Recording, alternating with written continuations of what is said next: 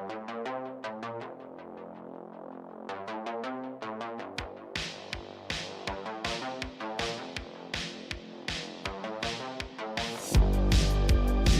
what's up, my friend? Welcome to the Pixelists.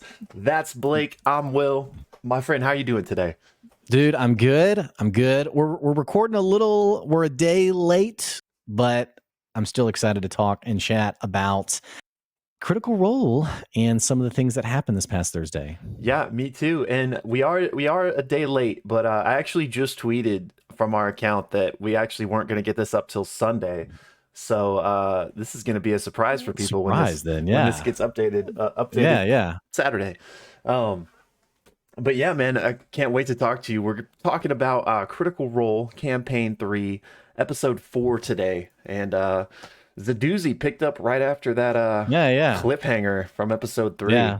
And I'm excited to dive in, excited to chat. Welcome, all of you who are checking out the channel, and thanks for joining us. One thing we will tell you is we absolutely welcome you to throw down in the comments below your own thoughts, opinions. As you can see on our past videos, we love to engage with you and even gather your insights. It's been great. Like some of the comments that we make, I feel like we'll make, by the way, great mug that you're sipping on. Thanks. Yeah. A nice little Teenage Mutant Ninja Turtles. Yeah. That's right. You got to rep it. But I feel like we make like a random comment at like, the 48-minute mark. And then someone's like, actually, this is what happened. And I love it. I'm like, dude, yes, thank you for helping us out. Thanks for giving us added insights. And, we're all on this journey together. So don't forget, not only can you comment, you can also check out our Twitter at the Pixelists. And we talk about games, movies, shows that tickle our fancy. And we are huge D&D nerds. And so, ready to dive in, I guess? Yeah, let's do it. And if you're new to us, we start out each of these Critical Role episodes with a recap because, long form content can get lost in it sometimes. So we like to provide a little bit of a refresh for everyone. And we actually upload the recap separately and host that on YouTube. So if you happen to be watching that and you're interested in Blake and I's full discussion, theory crafting, deep dive, you'll be able to find a link to our full episode down below in the comments.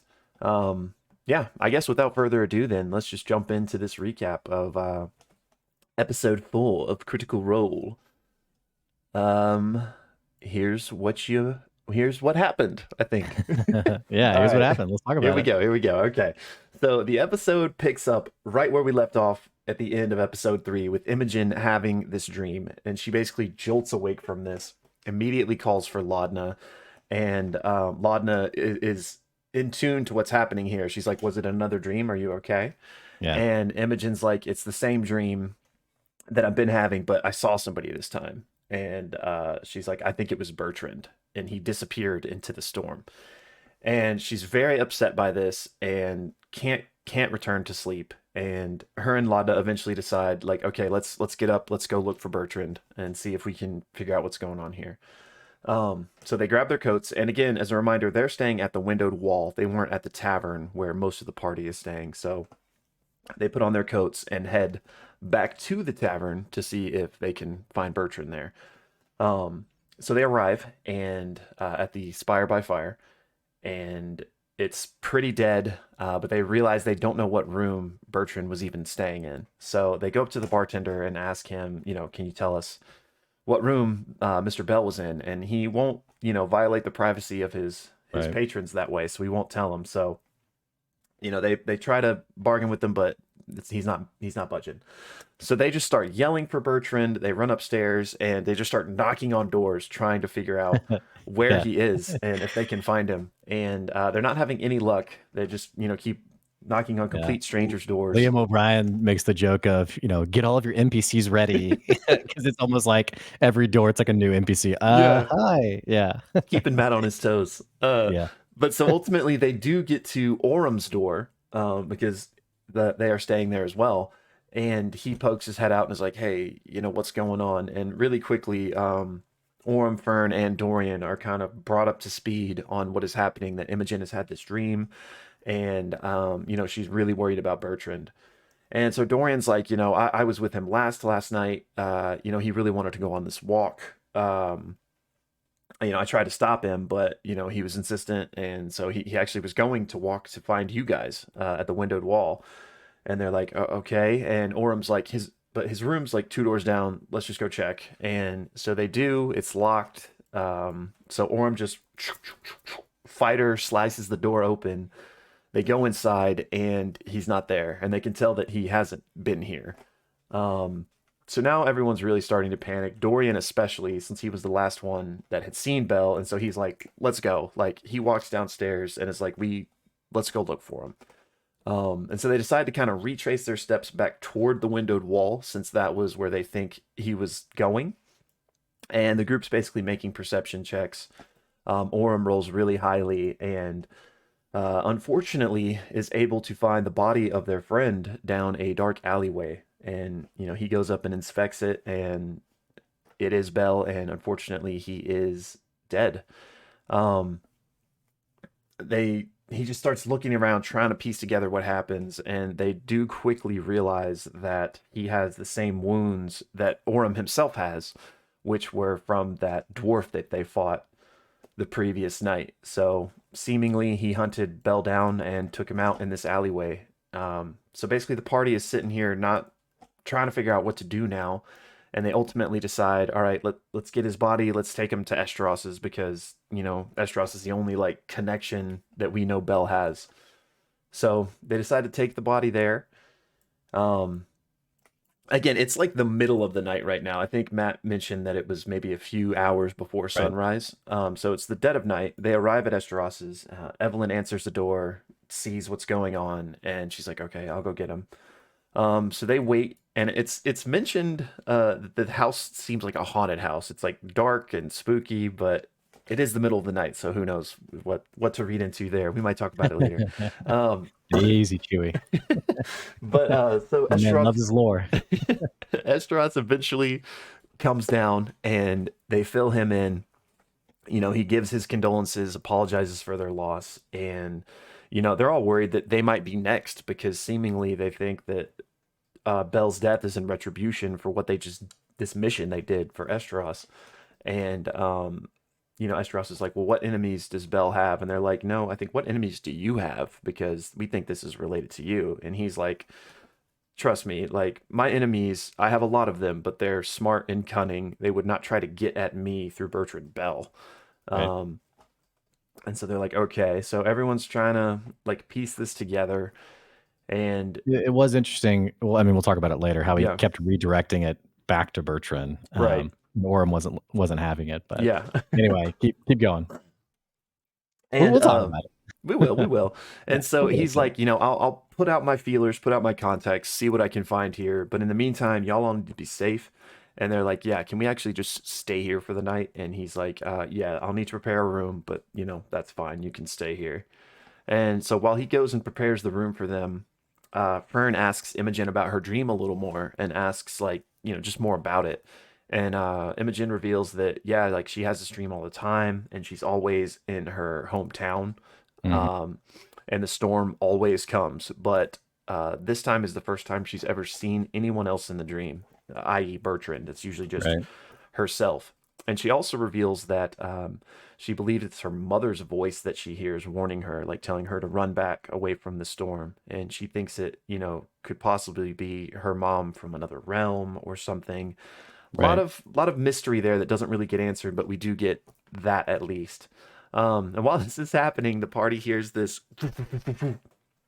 coming from above, and all these swords start protruding through the ceiling, and they don't know if they're being attacked or what's happening. But then Estros yells, sorry, just clearing the room. So clearly he's got this place booby trapped to the high nines, and is just making sure it's safe before he offers them the room, which he does. And so then the party goes to rest. Meanwhile, back at the Crook House, because Ashton and F.C.G were not staying at this inn that everyone else was. So they have been absent from all of these happenings in the middle of the night, because they were unaware to what was going on.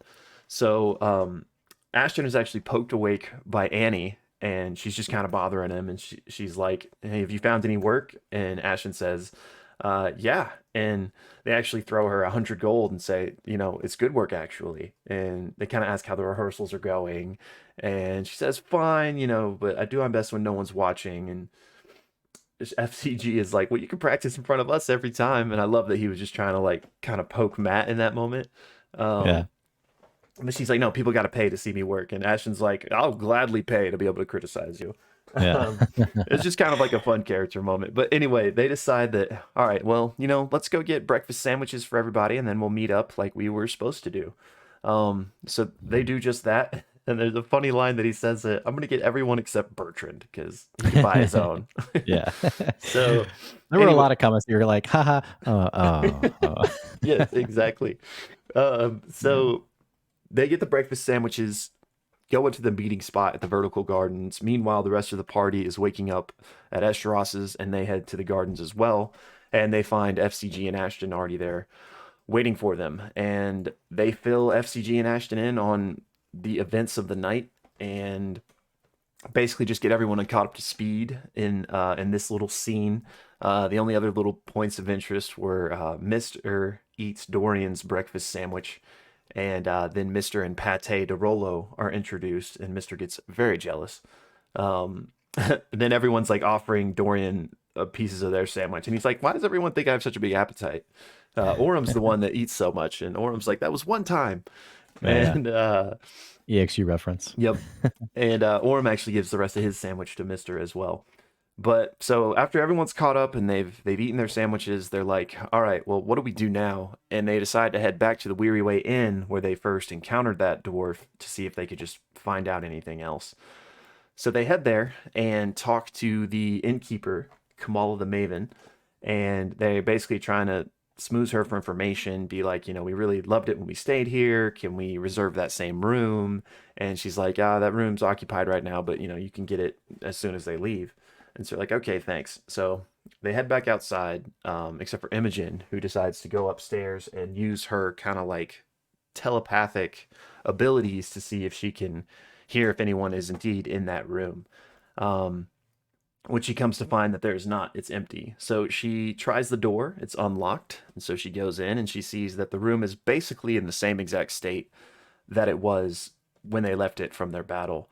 So she strolls out to the balcony and can see everyone else that's waiting outside, and she's like, "Hey, no one's in here. Come on up." And everyone uses kind of like a different way to jump up to the balcony and join her in there. And so they're just investigating this room again, seeing if they can find anything new. And they return to that hole that they found previously. And Orym is basically the only one that can kind of fit in there and see what's going on. And he kind of gets between the walls and finds out that there's like this shaft that continues down. Again, he's the only one that can fit. And so ultimately decides that, all right, let's see where this goes. And it's where those shade creepers came out originally. And before he decides to go in there, Laudna gives him like a rock chisel in case he needs it, and F.C.G gives Orym the coin of delving, which is this like magical rock that emits a light, and when you toss it, it kind of like can ping and alert the user to like how far away it was when it finally landed. This is an important item that we'll find out. Yes. Stay tuned. So good. And so Fern, before he goes, Fern's like, "Well, I'm going to turn into a snake and go with you, so you don't have to go alone." And so the two of them She go has in. blind sight too. Oh So. yes, right, yeah, because it's dark in there. And so they go in, start crawling down this path, and they're telepathically communicating with Imogen while this is happening via her ability. And Ashton actually has tied a rope around Orym, so he has like an anchor as well. They eventually come to a spot where it's just like a straight down like vertical drop, and so they start slowly going down there and just going and going, and they're like, "Gosh, like how far is this?" And so he takes the coin of delving that FCG gave him and tosses it down, and is just waiting and waiting and waiting, and after like 30 seconds it finally pings, and they're alerted to the fact that it goes some 1,200 feet down. And so they're blown away by this, and he relays this information back to Imogen, and they're like, "Yeah, I mean, I guess hoist us back up because we're clearly not going 1,200 feet down here." So they get pulled back up, tell everyone what happens, and Orym's like, "Hey, yeah, FCG, sorry, I lost your coin," and FCG is like, "Oh, it's fine." Yeah. He's like, what? Yeah. He's And like, what? and you can tell he's like upset by it, but he's like not saying that. He's like, it's fine. Yeah, Like, I don't care. It's not like it was given yeah, to me by my dead friend Dancer. yeah, yeah, And and Orym's like, oh my gosh, like I feel so bad. And he's yeah, like, oh please, like I'm so sorry, I didn't know. And he's like, yeah, no worries. And Laudna's like, what happened to Dancer? And FCG says that she was eviscerated by an unknown monster.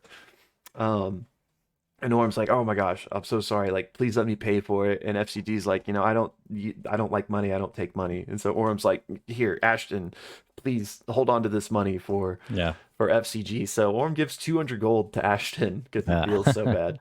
yeah, yeah, um, but then the whole party is just basically talking about like, what the hell does this 1,200-foot drop mean? They're talking about like, how right, big are the spires? Like, do they mine stuff here? Like, what could this yeah, possibly be? And they don't really have any good ideas. For what it could be. So they kind of put that on pause for now, and then they turn back to, okay, let's investigate this room. How did this dwarf get out of here that night? Because right, he was too big to fit in the shaft, and so they're right, like, perhaps he went onto the roof. yeah. And so the party kind of splits. Half of them are like, we'll check the roof. The rest are going back to the street. And do you want to take over from there? Yeah, yeah, dude, I love listening to your recap. I'm just like reliving it. I'm like, yes, that's such a good part. Yeah, so they're kind of at a dead end, and they're like, okay, let's just figure out where the dwarf went. So some go up to the roof, some go down back outside of the tavern, and on the roof, it's pretty not really much there, except they do notice where the simurgs, like the this wolf head bird that's native to the region. We've seen its bird poop on other rooftops, and Yeah. they do see this on the roof, and they see what appears to be dwarven footprints, as if someone had like launched themselves off of the roof. And they take this to realize basically that the dwarf must have escaped via the roof at some point. So they yell that down to the people down below, and they're kind of like, okay, well, that's not really helpful. And so they all go back down. And they're about to leave when someone's like, well, I think it's FCG is like, well, someone must have rented the room. Like, why don't we ask? Is it Kamala? Is that Kamala, right? yeah. Yeah, let's ask Kamala if they know who rented it.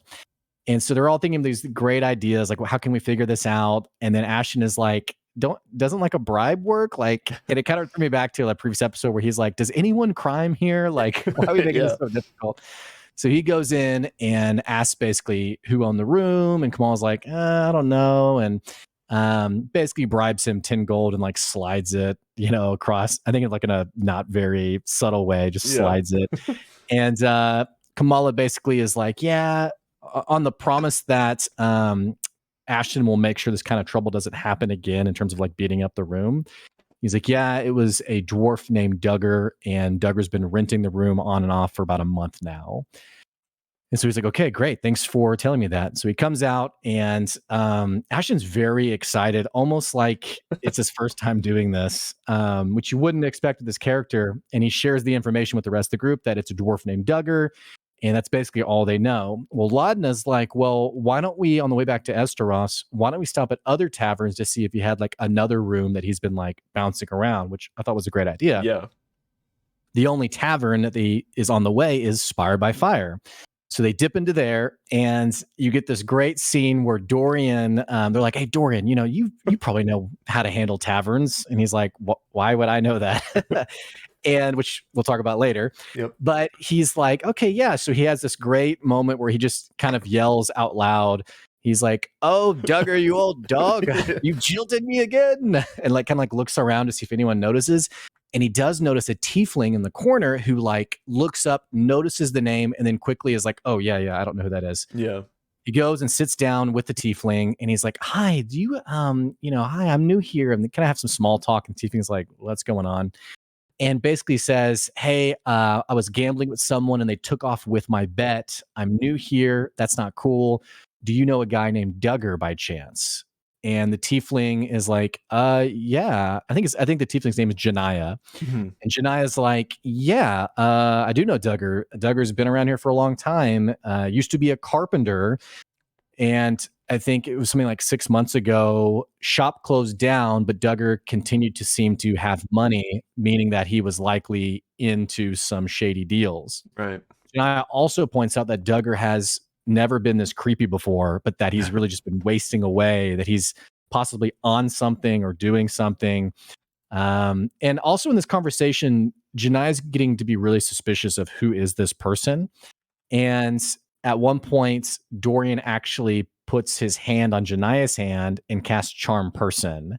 And then Janiyah is like, it's just this great scene with Matt Mercer where, you know, he's kind of flirting back with Dorian. And it's just such a great scene. And the one line I just have to mention in the recap is Dorian's trying to break away. And he's like, hey, are you empty? Do you need a refill? And he's like, oh, yeah, fill me up. And it was just a great, like, on the nose line. And then when they're leaving, Janiyah's like, where are you going? Come back. It was just great. Yeah. So anyway, they make their way with this information back to Esteros. And I can't remember if it was Janiyah or Esteros who mentioned the Hubatt Corsairs. I think it was Janiyah originally, right? I think they both, yeah. Janiyah did, but they both talked about it, yeah. Yeah, so Janiyah originally had said that Duggar had got himself in with the Hubatt Corsairs, which is another, like, shady dealing type of organization similar to the Ivory Syndicate.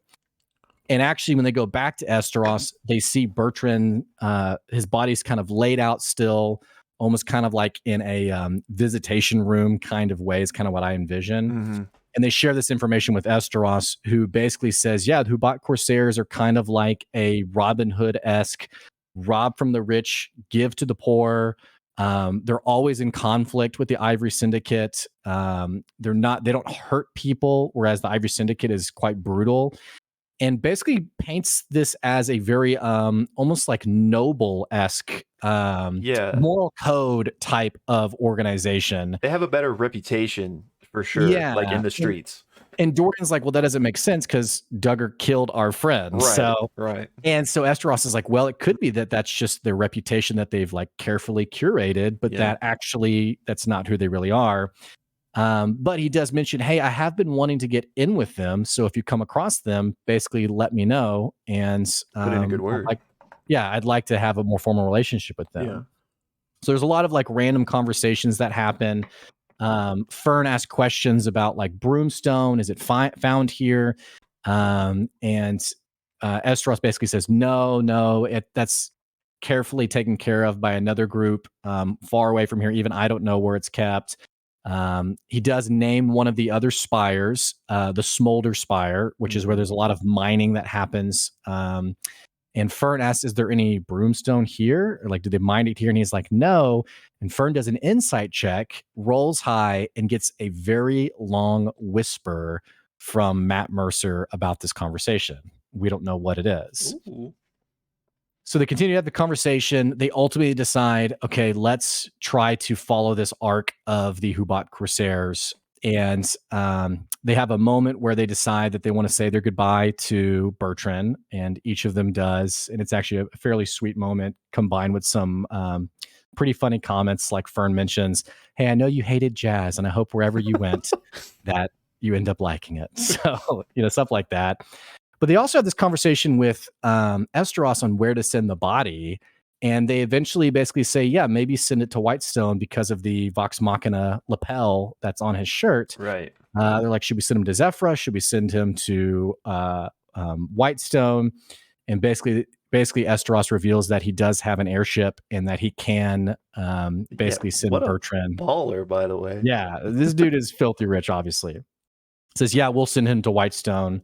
So they decide that. The group decides to head to the Crook House because they realize that Esteros basically says that the Hubatt Corsairs are known in the Elder Post, which is like this underground market, and that they have a reputation in the Hollow and where the Crook House is, basically this underbelly of the spires.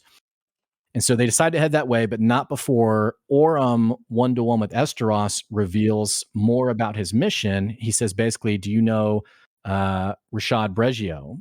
I'm looking for him. There was an attack on a family back in Tal'Dorei, similar to an attack here. And in this conversation with Esteros, Esteros basically says, yeah, Breggio, also known as the Anger, was wounded. He's recovering ever since there was an attack on the Loomis family locally. And so this is apparently some kind of royal or noble family attack that's very similar to something that happened in Taldore. We're not really sure what, Yeah, but in Esteros Zephyra, I basically, think specifically. oh, okay, in Zephyra. Mhm. And Esteros basically says, well, you keep doing work for me, and in just a little while, I'll make an introduction for Yeah. you, is basically what he says. Party heads to the Crook House. They meet Milo, who's wearing like these very big goggles that accentuate his eyes or their eyes. And I envision like a from The Incredibles, like the no capes person. Like Yeah, that's who I thought of too. and Milo's kind of tinkering with some stuff, and Laudna is actually very impressed with this and is like, look, I have my own thing that I've tinkered with, and shows Pate de Rolo, who Milo absolutely adores, and is like, I could do that. I could make that. Laudna makes an interesting detail where she says, oh, it can only go 6 inches from me for now. So be interesting what that means. We'll talk more about that. And Ashton basically says, like, hey, we're trying to find the Hubatt Corsairs. Do you have any ideas, any leads? And Milo basically says, yeah, you could go ask Advik.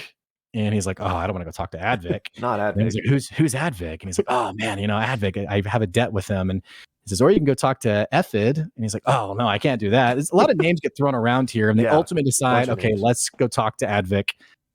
Coincidentally, down in the Elder Post. They go down the Elder Post. It's deep in the underbelly of the Lantern Spire. And again, it's like this underground marketplace, basically, like envision like tunnels underground with like booths set up, merchants, things like that. And they come across this gentleman, this very shady fellow, who's like, have a look at my wares. And this is Ephrid, I think. I think so, yeah. A lot of E names. I think it's Ephrid, the Shadow Baker. The Shadow Baker. He has this trench coat-esque, portrayal of all of these baked goods, and party ends up buying them. They're like, oh my gosh, you're delicious, you're amazing. And what ends up happening is Ashton decides to bribe him to tell him about the Hubatt Corsairs, and basically says, we're in bad with this guy named Duggar. He makes a roll that doesn't seem like a very good roll, and he also bribes 5 gold. And the Shadow Baker says basically, yeah, you need to head over to the Root. Was it the Root Trader Alcove? Yes. Which is nearby, and says, tell them you've come for the laughter, and that will set you on your way to like where you're trying to go. And they're like, okay, great. Thank you. That was really helpful. Yeah. So they head to this area. And Imogen was like probing his mind during this whole where they're trying to get information out of him. She also did her mind tricks to kind of like read his mind. And it seems like he's aware of this too. Yeah. Which we'll talk more about that in our description of this episode. But so they go to this alcove, and there's 2 people. There's a Dragonborn and a what was the name? I think of like Arakoa, but it wasn't that. It was it was like a bird-like race. Yeah, I have this written down somewhere. Well, the bird-like creature's name is Heron, and basically they're Usfura or something. Okay. I'm saying it wrong, but well, so they get there and they kind of like awkwardly like, we're here for the laughter, and they're like, okay. So they show this door behind like some clothing, because this is kind of like a trader area, and I think of like the rolling cart of like coats, and they kind of move that aside. There's a door. They go up this spiral narrow staircase to a latch that they open. One by one, they climb out, and they're in this incredibly dark storage room.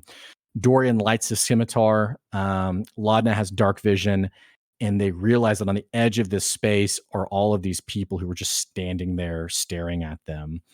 And Heron basically says, these people have come for the laughter. And there's this like cacophony of chuckles and laughters among the crowd.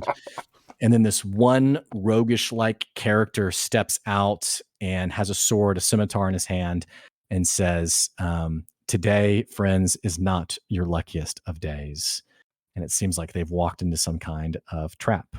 And that is what happened on episode 4 of Critical Role, campaign 3. Well done. Woo! A lot of stuff. That was a lot of stuff. All right. So where to start, man? First of all, reactions to the episode. Yeah. I mean, I loved it. I usually always do. But let's be honest, we're just dirty fanboys. I am. I mean, it's like, yeah, I loved it too. And honestly, I know some people, and I didn't even see any negativity, so I'm not citing anything specifically. But I know some people are kind of like disappointed when there's no combat because there really Mhm. wasn't any combat in this episode. But I love it because my favorite moments are like the character RP Mhm. moments. Obviously, combat can be badass, but this was a very character driven RP episode. With a hell of a cliffhanger. That's 2 weeks in a row now. We've had some pretty big cliffhangers. Right. But yeah, this was a huge like info dump of an episode, especially in the like final chapter of the episode. We got so many name drops, so many like new like potential quest lines, if you will. Right. Hard to keep track of, but very Yeah. exciting. And I was texting you being like, okay, what was that name? What was Yeah, that? Because there were so many. Because I even remember like the campaign that I'm DMing with some of my friends, I'll dump like a bunch of those names. And then my people will be like, okay, I got like one of those names say that out again. of. Yeah, yeah. Yeah, So yeah, we got so many names. And so I was texting you like, was this name right? Or okay, wait, so is this yeah. Effed? Is this Efred? Who was this person? So yeah, Exactly. a And so lot of yeah, bear with us because I mean we really don't know if like until there's like further confirmation these names come up again, like we may be saying them wrong, they may be incorrect, but so yeah, bear with us on the names. yeah. Or when the Corsairs are mentioned, I was like, did he say the Hubal Corsairs? And you're like, I think Hubatt. I don't Yeah, I know. think. There's no subtitles in this thing. So, but yeah, I like the episode too. A lot of great information. Everyone's story is so interesting to me. Yeah. Which is, that's part of the journey of Critical Role. We've talked about this in our EXU wrap up that, we enjoy D&D for the story. Hmm. And so getting these breadcrumbs is really exciting. Something maybe this is a good starting point is like little data points with each person's story. The Sure. ones that I'd like to talk about today would be, for me personally, Laudna had some interesting Hmm. details. Hmm. Imogen, Yeah. F.C.G, and Orym with his mission. Hmm. So I don't know who you want to talk about, but maybe we can start with Yeah, yeah. just the start of the episode with Imogen, if that Sure. works. Okay. Yeah. So So go ahead. go ahead. No, Well, I you was go going to ahead. You go ahead. say she dropped some interesting details. We knew it was her home already because Matt had mentioned in the previous episode. Right. I don't know where on a map this home is, but she said that she's had this dream for a long time. Hmm. And so part of me wonders if this is part of like the premise of their mission, if it's related at all, if this is what ultimately set her on her course to leave her home. And did I hear her right? Was there a detail that the storm's gotten stronger over time? Because I think she had said something like the storm had become more and more fierce, Hmm. or I'd have to go back and watch it. I can't remember if I'm remembering that I'm not correctly. sure. I don't specifically recall that, but like that's with 4 hours of content, I could have easily missed it. I mean, that makes sense to me that it would be like, story wise, that it's like evolving and getting closer and stuff. So it makes sense to me, but I don't specifically remember. Yeah. Well, and they ask her, was it a dream or a premonition? And this seemed like a running theme every time she mentions this dream. There's someone who asks a question like that. Yeah. What's your take on the dream? Is it a premonition? We've talked about this a little bit last episode. What's your thoughts there? Yeah, I mean, it's interesting to me. I mean, clearly it was a premonition, right? Like we have the meta knowledge to know that. I mean, I guess the characters do now too, since they found Bertrand's dead body. But I mean, clearly it was a premonition. Um, but what's interesting to me is that she said this is the first time she's ever seen somebody else in the dream, especially since, as you said, this is a dream she's had for a long time. So I'm trying to wonder, and this is something we kind of talked about last episode about why Bertrand was in it. Yeah, Right. he died, and you made the great point of perhaps it was like his proximity when he died to Imogen that maybe did that. Um, but yeah, so I mean, I don't know. It's clearly something, but the fact that she had never seen anyone really stood out to me. I'm like, oh, okay. Mhm. Like, so what was different about this? Because Mhm. surely, if she's had this for a long time, probably somebody's died near Mhm. her. I don't know. Uh, Well, and what did you think? yeah, I don't know about the difference with Bertrand and Laura Bailey did a great job, by the way, of just the acting element of obviously spooked by this and like, I have this dream that's really chaotic and disturbing and tiresome to keep having. and okay, wait, that was really different, and it's kind of Mhm. freaked her out. The detail about her mom's voice, and I couldn't get the sense of. I think she said something like maybe she didn't know her mother, but she hears this voice and she comes to know it as her mother, something like that. But I don't think it was like, oh yeah, that's my mom's voice. I think it was Right. like, I think that's my mother. Yeah. There's that other total element too that Yeah. we haven't heard that yet. So, but I did not like how Laura was basically like, or Imogen was like, I've always been sort of trusting of that voice. Now I'm sort of a bit more curious about what even is that. Yeah, that is a good point that you brought up because she does specifically like use the diction of, I feel or like I think it's my mom. Right. So you would know your mom's voice, right? So does that mean she never knew her mother? And she also, I don't remember the exact context or the exact way she phrased this, but the words like she might be speaking to me from another realm were mentioned. So like to me is that like well another realm as in she's dead or if she like doesn't know her mom, never knew her mom, is her mom, did her mom vanish one day and she thinks maybe she's in another realm for some reason? Does her mom have these similar abilities and or Imogen knew about this and so she thinks maybe there's some like weird plane shift telepathic thing happening? um but yeah, just strange. And also, this wasn't mentioned in this week's episode, but last week's episode, with the dream sequence itself, when Matt mentioned the where she was, he said the hidden village. So Right. that just adds another like layer of mystery to this. Like, are these like why is her village hidden? Like what? I feel like there's a lot to unpack here, and we don't really have enough breadcrumbs to get anywhere. I don't think, but Yeah, and um, we had talked about is this some kind of like throw over to like Neardalpak from mm, Exandria, which we keep coming back to this. Like we need to do this video yeah, on what happened in EXU for people who didn't see it. yeah, But for those who didn't see it, basically, um, they're in EXU. They discover basically an ancient, a rumored long dead civilization that is still thriving in the sense of like this hidden city that is sort of this amalgamation of all these different cultures and races and there's more we can say about that. We don't need to though, but yeah. so like we had said, is this something similar? Because they came from, did they say they came from Taldore, her and Laudna? Oh, I don't Because remember now. that detail I don't remember. Is there where they originally came from? Because they've been Do we traveling for know? a long time. We may not. I don't know. Mm. I mean, I just obviously, couldn't Laudna remember. was Whitestone originally, but it seems like that was Right. forever ago. Right. But yeah, I don't know Um, if we do know. I forgot, but I don't know if we know where they mm, like were before, prior to Marquette. yeah. Which Laudna said something too that was really interesting when they were talking about where to send Bertrand's body. And she said Whitestone gets mentioned, and which I was texting you about that whole conversation because of Marisha and Laura joking with one another. I was That like, was so funny. okay, That's what's going some on here? C1 like inside jokes there. Okay. But Laudna made a comment. She said, "Oh yes, Whitestone." And I don't remember the exact phrasing, but something like they've have a long history with the dead, or Yeah, yeah, something like yeah. that. Which I don't know if like the city's actually known for that, but from our conversations on her origin story, what I've basically said, and I can't remember if we're on the same page, but is maybe she was killed at Whitestone, buried at Whitestone, tunneled out with the rock chisel or something.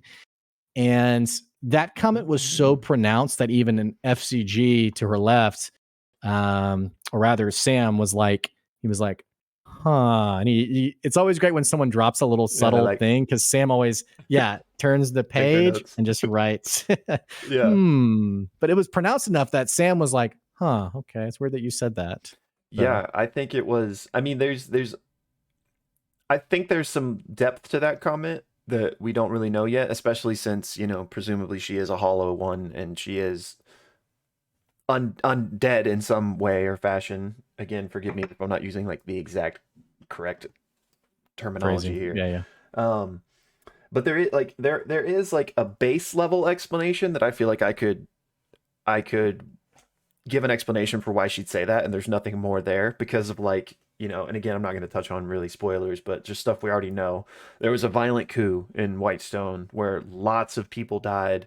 They overthrew like the government of Whitestone, if you will, the royal family, and it was bad. Like it was this really bad event that happened, and so that The could be reason Durolos. enough to be like, oh, Whitestone's a great place for the dead because there was like this Yeah. horrific, violent history Yeah. there. Okay. That makes sense. But I do think that it could have layers because I mean, clearly she is undead, and you know maybe was kind of hinting at that, and Mhm.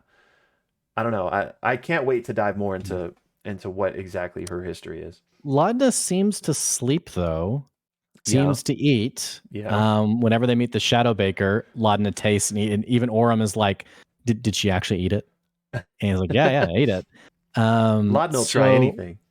yeah, but there's this weird like intermediary state that she's in where she's not like the explicit undead maybe cliche that we would think about or stereotype. Hmm. It's a bit of a curious character. It's like this undead, it's like a pseudo undead person, it almost feels like. Right. Which, um, again, I think I don't know enough about this to just like recite it, but if she is a hollow one, which I mean everyone seems to think she is, which fine with me. Um, they're still treated like in terms, and I think we talked about this a little bit. Like you still heal them, they still, I guess, eat and sleep. Um, but yeah, I just don't know about like the mechanics of actually like were they fully dead and they've been resurrected? Are they like was it Mhm. necromancy? You know, like I don't really know. Maybe it's kind of like the Forsaken in WoW, because like they still eat and get healed and but you know they're undead. So Right. I don't know, I feel like we could postulate forever here. But another thing on Laudna, if you're I think you actually mentioned it during the recap, but unless you want had more to say about the Whitestone stuff. No. Um the and I this I don't know if this was just a throwaway comment or not, but it was interesting with the Pate de Rolo thing where she said, you know, he can only be this far away from me, like currently, or whatever she said. Um, I wonder if uh, sorry, I know I'm rambling here, but she's sorcerer warlock, right? Right. I wonder if she ever will get like an animate, like dead or animate creature spell or something, and like maybe will actually like raise Pate to I be wondered some it. sort of like familiar or something. I don't know. That's kind of the interpretation I got. Yeah, was that, because I think Laudna even says like, I'm working on some stuff. So definitely seemed like a clue in that once she gains some more levels, we'll see Pate be a companion of some kind. Which I'm all for it. I mean, I love Laudna and I love Pate de Rolo. So I love that voice. And it yeah. was speaking of Pate, I think we can squeeze this in here. It was really interesting to me when they met up with Milo and he was working on something. Was it squirrels or rats? I think it was a rat, like a robotic rat or Yeah, something, okay, because that's what I was wondering. right? Because he's like working on rats, and you know, then he sees the raven skull on Pate, and he's like, "Oh, you can combine them." Mhm. And he's like, "Oh my god!" So I was like, "What the hell is he working on? Is he working with robots? Is he working with like actual organic beings? Like, is he making chimeras? Is like it's kind of weird. Like, I was like, is he doing some like kind of messed up stuff, or like is it all He's just the robots? You know?" he's the subtle big bad, I think, of I don't know. yeah, I'm, I don't I'm know. very curious because that's not like a normal thing to be doing. I don't Yeah, it feel was weird how like. the party was so, I guess, disinterested in what they were working on, Yeah, you know? I mean, here's this person who's, yeah, seemingly doing something that's a bit strange in terms of tinkering, and they don't ever really rise the suspicion of everyone else. But maybe, I mean, they're pretty focused on everyone else is pretty focused on what the mission is. So I guess yeah. I get it. And I guess So maybe it is like robots because isn't aren't they the one that repairs F.C.G?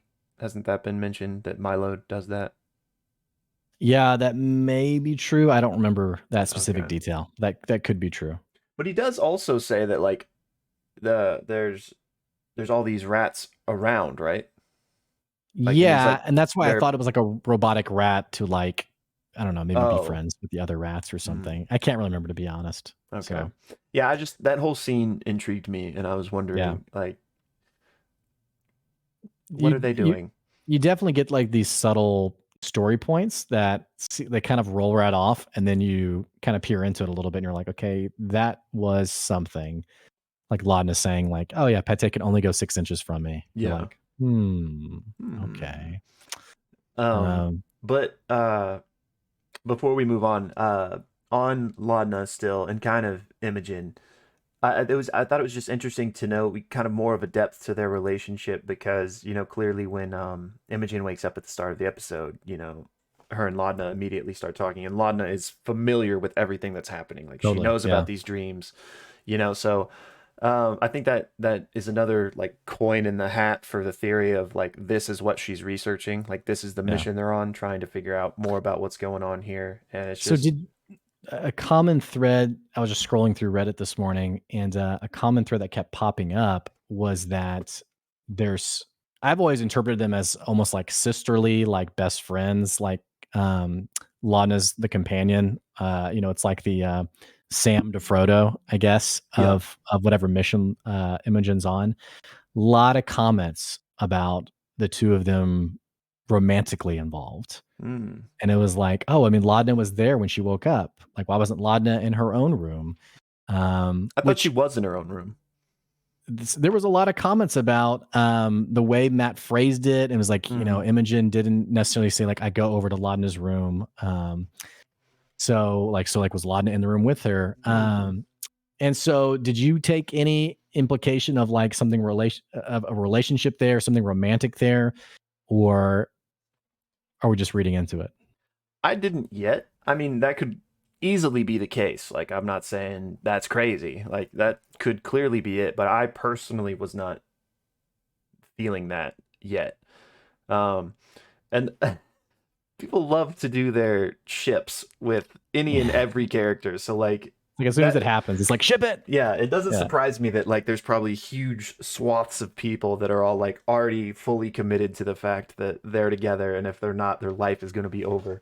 But Yeah. I think the first moment that Orym defended Fern in EXU, oh people were yeah, like, ship him, ship him.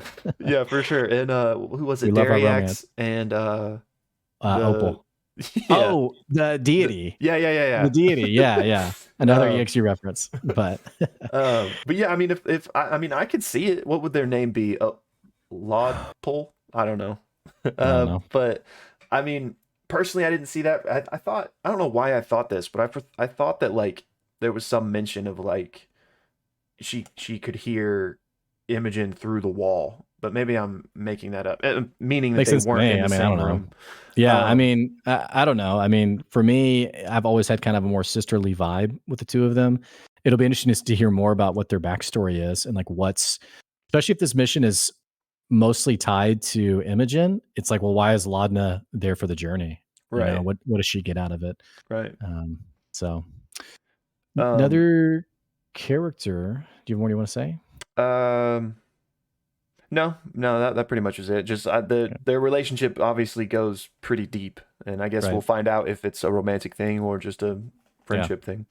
If nothing else, Laudna's a great friend Yeah, because Imogen's really bothered, and Laudna does a great job comforting her. yeah. Um, I want to talk about Orym's mission, and I feel Orem. like, yeah, I feel like there was. I mean, I don't know if there was. I wondered if there was like a C1 connection because he talks about Ashad Breggio and says we're looking. I was sent here on a mission, which, by the way, whenever he shared that there was an attack on a family back where he's from, which I think you had mentioned, you took that to mean Zephyra. I thought he just meant Taldore in general. But Okay.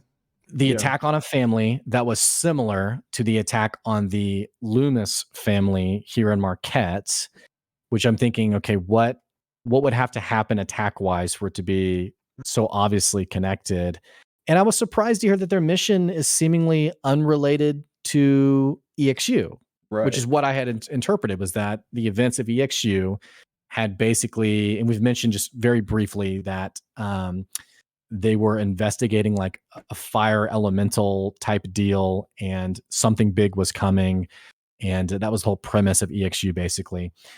So I thought this was a continuation of that mission. It seems like it's a bit unrelated, where now there's some kind of attack on a family they're investigating. Is this a C1 connection? What's your take on this whole conversation? I don't think it's a C1 connection. If it is, it's flying over my head. So Okay. down in the comments, if somebody else has an intuition here, let us know. But yeah, I mean, it's definitely not directly related to EXU in a way that we can clearly draw the line to, but it still could be, right? Because there's basically a whole year of context that we're missing. So maybe this is like kind of like a stop along the tracks that what we know from EXU has led to this murder for whatever reason, So it is possible that it's still like connected, I think. But yeah, I don't know. And I can't remember if I don't know if I'm you know how I said I thought it was Zephyra? I can't remember now if I just made that like if he never even said that, if it was just my home or whatever his wordage was. So Right. if it was Zephyra though, that would be interesting because clearly that means it's like close to home. I know that's like literal, but I just mean like metaphorically it's very close to home because Zephyra is where Orm's from, and that's where the voice of the Tempest, Keyleth, is like ruler of. And so if something, if some type of brutal murder happened there, that would obviously be like high on the priority list of things to take care of. So perhaps it's just that Orym and this crew of people are like a trusted team now. If it's not related to EXU, I mean, and that's just why they were sent on this important mission. But I did think it was interesting, and not to slide too far away from this because I want to keep talking about the Brescio thing, but I think it was Fern mentioned that like they'd been there with him, and like the EXU crew has been to Zephyra altogether. I don't know. Did you I catch don't remember that? that detail. Oh, Maybe. well, I don't know. it was just I just thought it was interesting that like, and I mean clearly, like I said, there's like a whole year of context we're missing, so I'm sure lots of things happened, but I just thought that was interesting. But yeah, back to the anger, which the implication I got from all this is that Brescio, aka the anger, is like some sort of hired muscle, some sort of mercenary or guard, and his I think even a level beyond guard is like a Denzel Washington, mercenary who's actually like, the bad guys don't realize that it's actually like former CIA, black hat op kind of person. But anyway, keep going. so like, and their like duty was to protect this house Mahan Loomis. House. Mahan House where the Loomis family lived. Okay, yeah, okay. I was confused about that. So what do you think what is Mahan A House? lot of name drops here. Yeah. Like, is that just like a area of the city or something? The Mahan House could be it could be like a like House Tyrell, House Lannister, like it could be like the name of this group of related families. And the Loomis family is a very particular one in this group in Drusar. Okay. That's my guess. I actually because it would be kind of confusing, like that specific house and the family in it. It's it's kind of why I named the house. So yeah, that's why I was confused. I'm not sure, honestly, because and we talked about at the start of this episode, so many name drops that you're like, okay, wait, what? Following it's a little difficult. Yeah. So yeah, if anyone else gleaned anything from how to like separate all these things, please let us know. But yeah, Mahan House, Loomis family. Right. So Brescio was protecting them, presumably, and there was some sort of brutal attack that Brescio survived, but he apparently, suffered some wounds and has been recovering ever since. Yeah, I mean, I just wonder what I guess is the implication here that everyone else died and Brescio is the only one that survived, and so that's why they're looking for him, so they can like question this witness, as it were. I'm wondering, or like, why him? Like, why him specifically? Is that who Orym's looking for? And do we mentioned this, but do we still think this may be Travis's character? I think it's Travis's character, which bums me out that it's still going to take a little bit, it seems, to meet this character. You definitely feel Travis's absence at the table.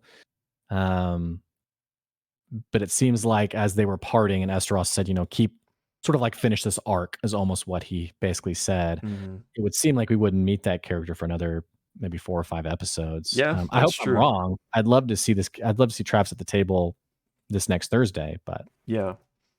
Yeah, and I mean, I do it does. I think we mentioned this earlier. It does feel like a nice, easy way to like slot like if that is his character, that's like a nice like point that we're approaching, and would make sense. Obviously, his character could show up at the beginning of next episode, and they could make it seamless and work. But yeah.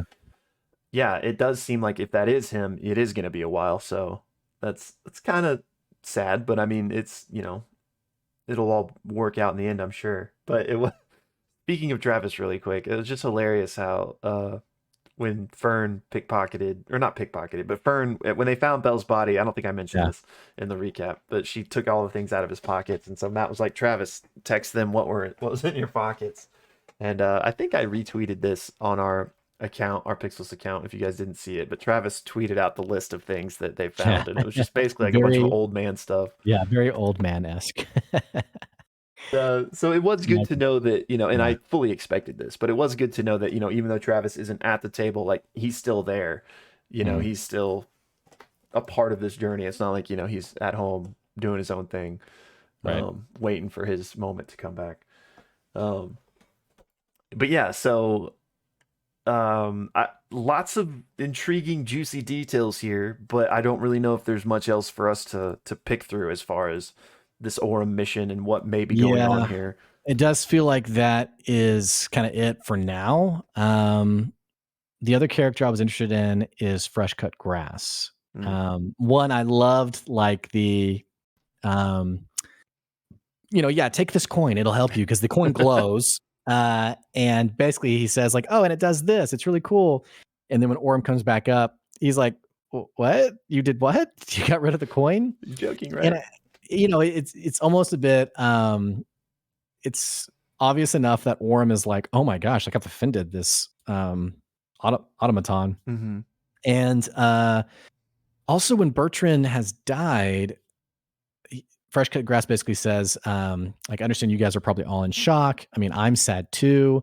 There's this episode, he was very much less Ted Lasso-y and more, there was just a bigger range of emotions. And it Yeah. kind of made me wonder about the depth of his character, where I was kind of turning this over in my head. I was looking at some of the comments on Reddit, and I'm not accrediting it properly because it was just a random thing that I read and kept scrolling, but someone even mentioned, he made the comment of these people are soul touched. Could it be possible that he is actually soul touched as well, or something like this? Only because he acted very human this episode. Human Mm. as in like solely, I guess. Yeah. I don't know. His character was pretty interesting, I thought, in that way. Yeah, I agree. I mean, I think he has a soul, like mechanics aside, like whatever that, like soul touched, whatever that means necessarily. I'm not speaking on, but I think he definitely like has a soul. Like I don't know if he's not ramble. I'm not saying that like he's someone that existed that was like Right. transported into this Yeah. robot body. Body was put in it or something. Yeah. Yeah. So I'm not saying that, but I just think that like Right. in this world, like these Aormatons like can be like people basically. Right. But it is interesting that he thinks he doesn't. Like he doesn't think that's true of himself. Right. So I wonder what's going on there, but I think it is true, even though he doesn't believe it to be true. Yeah. But Anyway. yeah, I agree that he kind of got some more depth here, and I really liked the like character choice of you could clearly tell that like he was upset, but like he still was like, no, it's fine. Um, I like there's some depth there that I enjoyed, and I love how Ashton Yeah. and Orem both played off of that. He's like, oh, but here, Ashton, take this gold. Yeah. I thought it was great how, again, the reason I called it less Ted Lasso is because he's always been this upbeat, optimistic, like for the good of everyone else.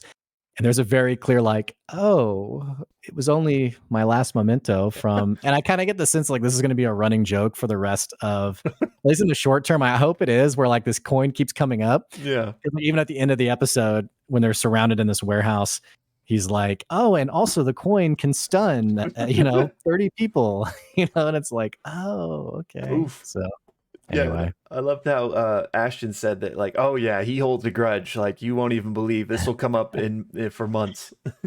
Yeah. Too funny. So good. But Other detail. one thing on F.C.G still is, which I mentioned this in the recap, but while this is happening, Laudna asks, how did Dancer die? And he said it was eviscerated by an unknown creature. So I'm wondering, did you take that to mean probably the same incident? I think it's implied that Dancer died with the rest of the crew. Because we didn't know that before, though, did we?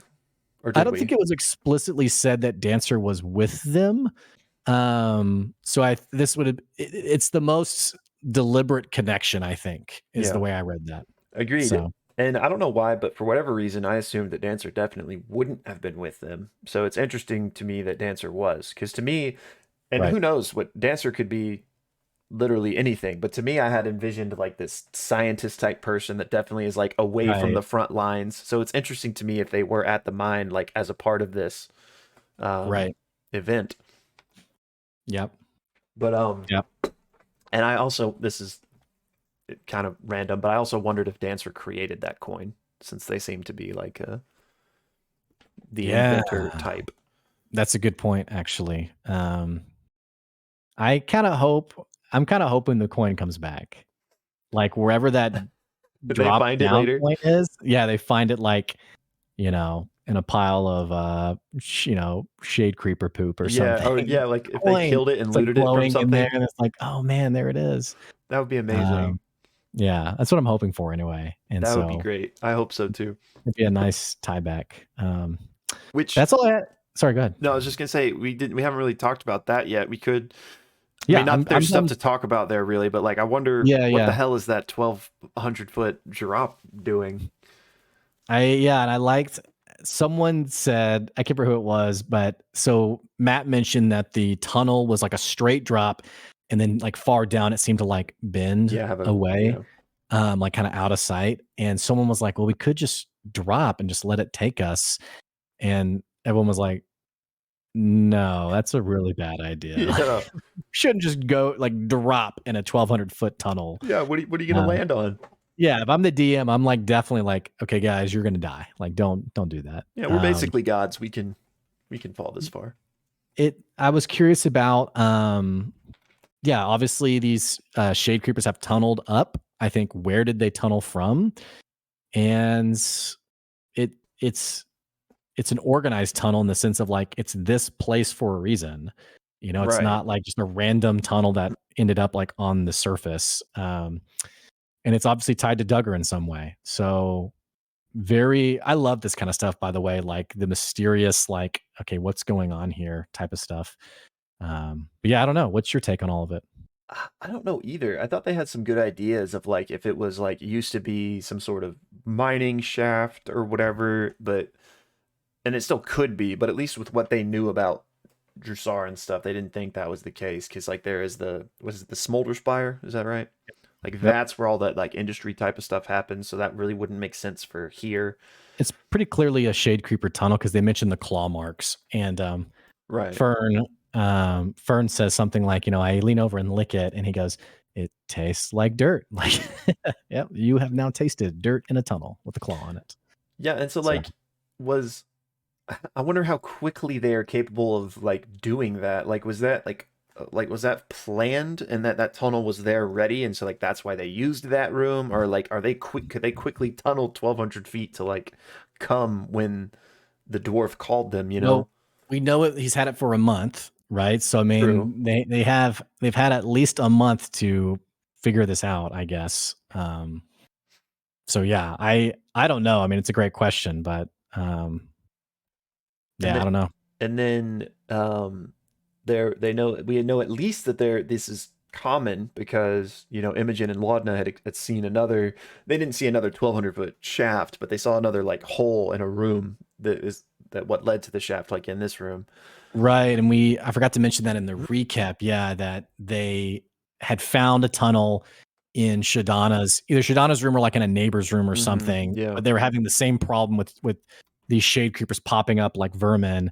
And as we know, look very explicitly different than the ones that we came across. Yeah, so seemingly to me, like shade creepers are just a thing in this area of the world, but these ones that are with this Yeah. dwarf are different, and These maybe, are, yeah, yeah, right, right. he's done Which, something or someone's done something.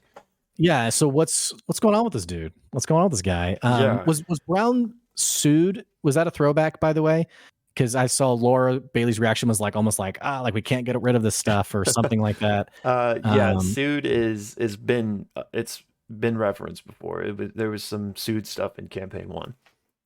Okay. Maybe I maybe a little in campaign 2 too, but mostly campaign 1. So it's like it's a drug Okay. in Exandria. So yeah, but so Janaya mentioned that Duggar like got addicted to it, right? Or Well, throws out the idea maybe, right? Like we don't know okay, if certainly. He just says like, oh yeah, there's plenty of stuff like that could have okay. could have been it. So he was just So like postulating. He didn't yeah, okay that's what actually I know. took that to mean at least. Okay, yeah. So I Like mean, but theoretically speaking. clearly, he was a carpenter. He was normal for the most part, and then like he got this gaunt appearance, started changing. Still was coming into Right. money even though his business closed. So yeah, clearly, maybe whatever is altering these shade creepers to be different than the normal ones is the same substance that has altered Duggar. And so like I don't know, Oh yeah. like That's maybe they're great. both been affected by something that's doing this to them. Okay, yeah, because I had taken it to mean Duggar had affected them, but that makes a lot of sense for sure. That's interesting. Yeah, so I wonder like so I mean not that either of us thought Duggar was the top of this whatever's happening here. I don't think either of us Right. thought Duggar was the top, but clearly I think that they like he and maybe the shade creepers are being like influenced by some substance or some person. um and Right. but why like Brumstone, but why? And maybe like Brumstone maybe is just one facet of what they're doing, Right. but yeah, I mean to roll back to the original question of like what do we think happened here. I clearly influenced, but I don't know more than that, like by a What's substance, by a person, by both. Yeah, and so the detail on him being a carpenter, saw a great Reddit comment on remember that the first encounter was with furniture. So I Oh, thought that's an interesting tie-in, but true. it's a bit of a different flavor than the shade creepers, so maybe it's a bit of a stretch to connect those, but maybe not. I don't know. It is real Um, random. I've been wondering like what was that? We still really never got an explanation for that, unless it was Bell setting that up, but that doesn't seem to have been the case. yeah. What's your take on Hubatt Corsairs? Because they're presented as this Robin Hood-esque organization, but yet Dorian Yeah, mentions like this doesn't add up. and was it Milo that warned like, oh, like Ashton, don't get into that? I Yeah, think. and basically says, I think he says like even like if you do, don't bring it back here. Hmm. Like don't, you know. Which to me, Milo seems like the type of the person they would know kind of more about the truth of that type of organization, whereas people on the street, might be like, "Oh yeah, they're stealing from the rich and giving to the poor." Go Yeah. Corsairs. Milo, I feel like knows more, and Yeah. so since he was kind of worried about it, that makes me think that they're not all as Robin Hood as they maybe are hoping to be perceived as. Um, but it was interesting that I think it was mentioned they are like adversarial with the Ivory Syndicate, which maybe it's like the enemy of my enemy is my friend type of thing, or maybe it's Right. kind of like a rival gang situation. They're both bad, but at least they're, Yeah. fighting each other. Gangs of New York style. I don't Yeah. know. um, but Dead yeah, I rabbit. mean, so for my money, I think it's kind of just like a rival gang, if you will. Maybe they have a little bit more morality, or maybe they have like aspirational goals of like we're doing this kind of like we're doing the dirty work that needs to be done to like ultimately help Drusar or whatever. Like I could buy that, but I still think it's probably like bad news. Yeah. Which at the end, is this do you think these are the Hubatt Corsairs or Oh someone else no, I don't think entirely? so. That okay? And is the implication that because the way I took it was the Shadow Baker, who, by the way, Ashton basically is like, "What's it going to take to get this information?" And the Shadow Baker basically says, like, "I like people to basically name their price first to let me know like how much worth they find in me." Yeah.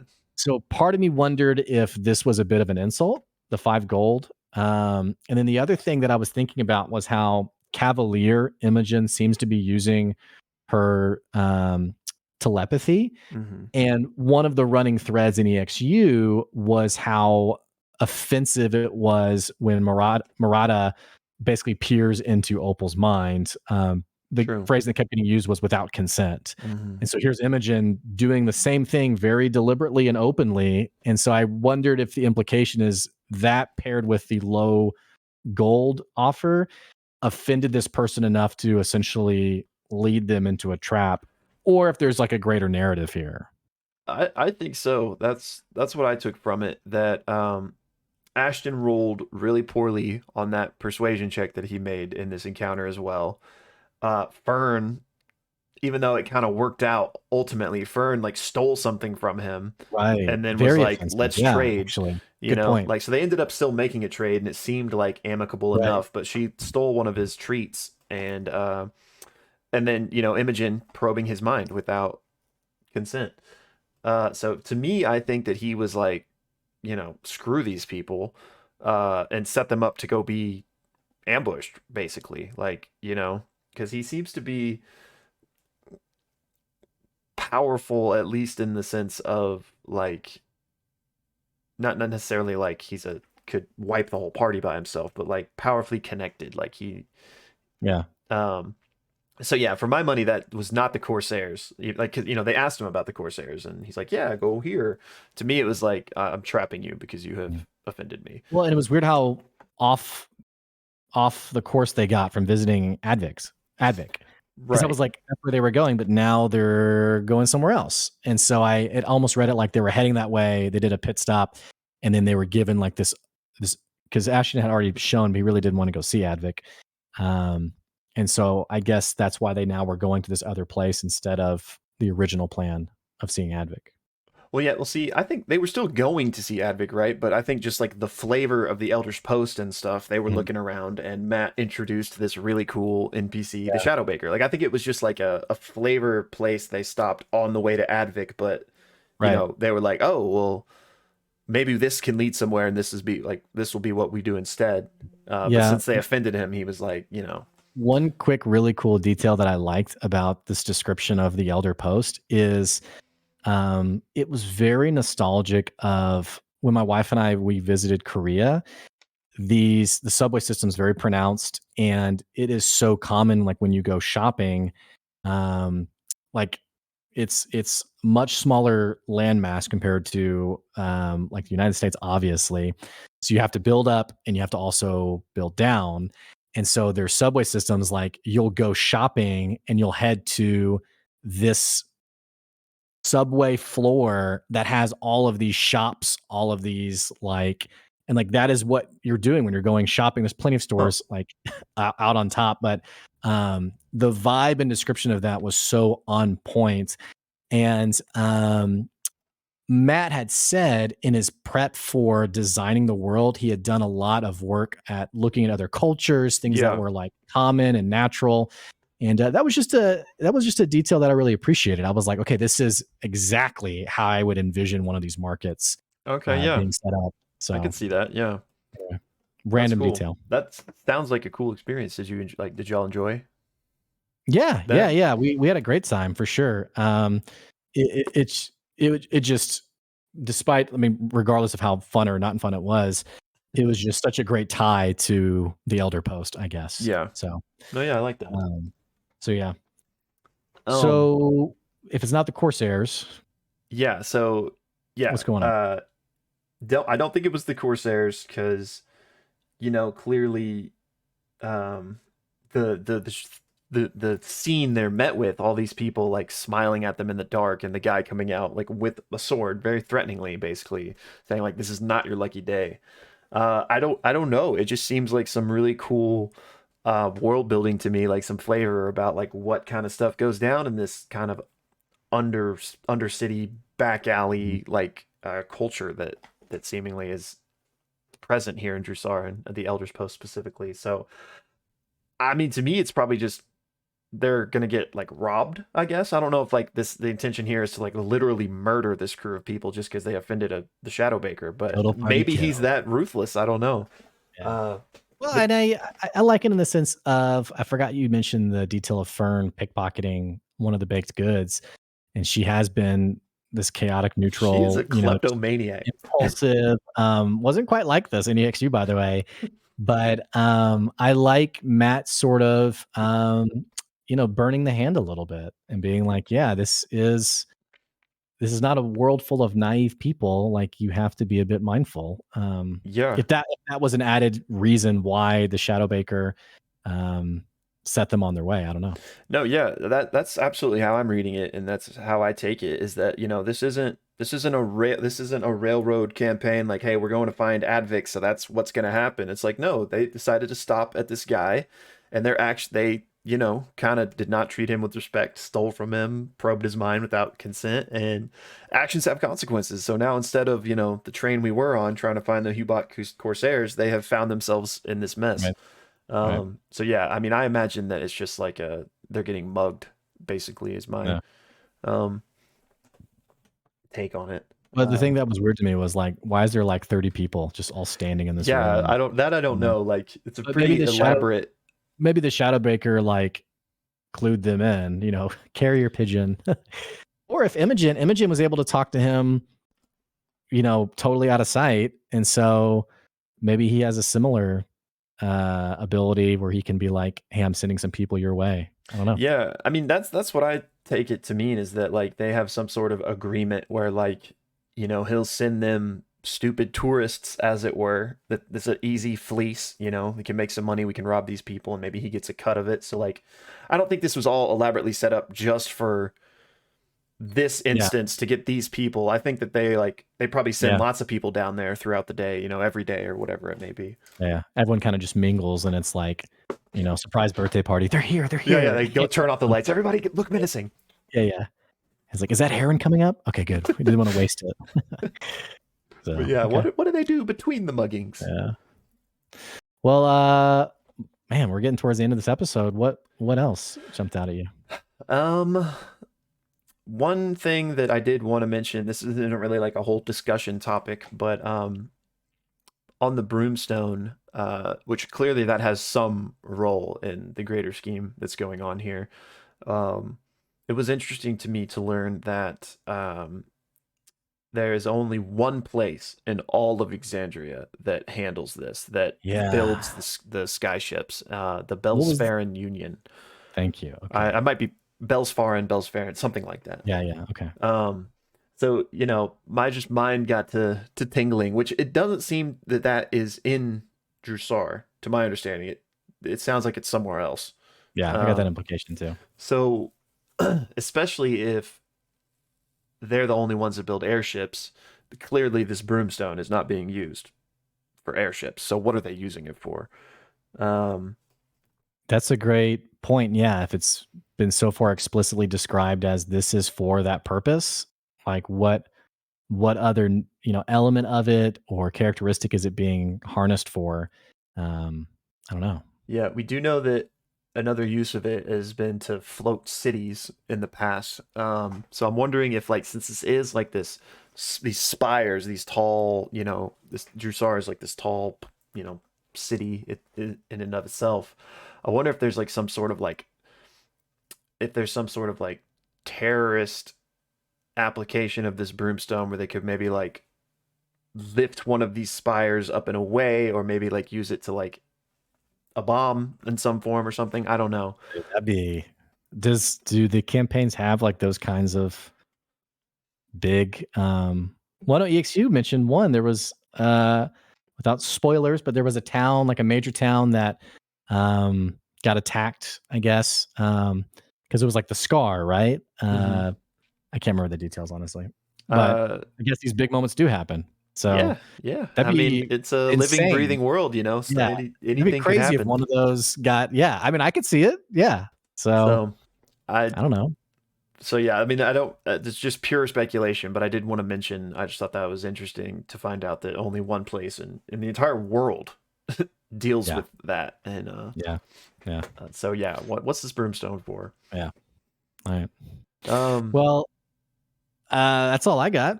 I'm trying to think. Uh, okay, yeah, I think that's all I got too. I think we hit most of everything I wanted to Yeah. talk about. Well, definitely, you guys who are still watching, let us know in the comments other cool details, things that jumped out at you. We'd love to engage with you, talk with you. Don't forget, we're on Twitter at the Pixelists, and we'll be back next week. So We shall. Wait, thumbnail. yeah, ideas. Um, maybe we could. I don't. I was thinking like something with Orym and F.C.G. and like the fact that he lost the rock, but I don't really know how we convey that in a thumbnail. Yeah. I mean, it could be like one person kind of like, like you did what, and the person being like, Okay, like this or something. yeah, that works for So me. That okay, works. yeah. Which Which one one do do you you want want to to do? be? It doesn't matter. I'll be the like, whatever person. Okay, so I'm Orym. Yeah. No, I'll be Orym. You'll be FGG being like Okay. you got rid of my whatever. Okay. Okay. Nice. All right. Well, thanks for listening. We'll catch you later. Yeah. See you guys next week. See ya. Bye.